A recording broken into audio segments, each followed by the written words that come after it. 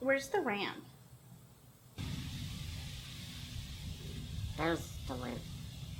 See, it's the ramp. How do you use it? That's a good question.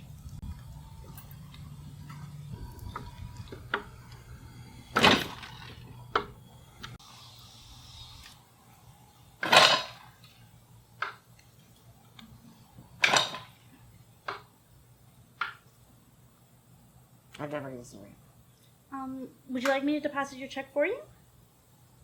That would be best. Okay.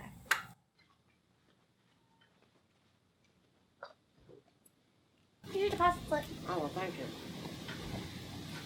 I'm kind of hungry. Want to go to the checkerboard? Sure. Let's go. Okay. So, how does a bank get away with having half a ramp instead of being fully accessible?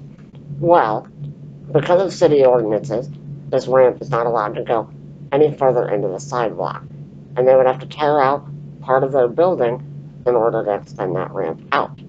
Because it's an old building and it wasn't under ADA laws and wasn't built accessible, the bank only has to provide accommodations that don't provide an undue burden to the business, meaning a financial strain.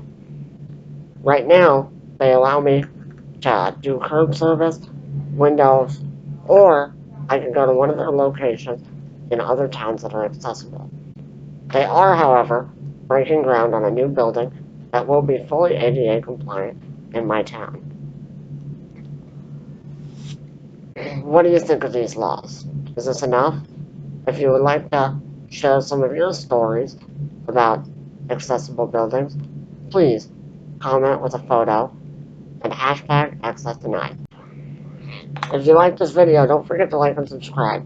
Also, you can follow us on Facebook to see all of the great things we're doing, as well as follow our Access Denied campaign. Thank you again for watching.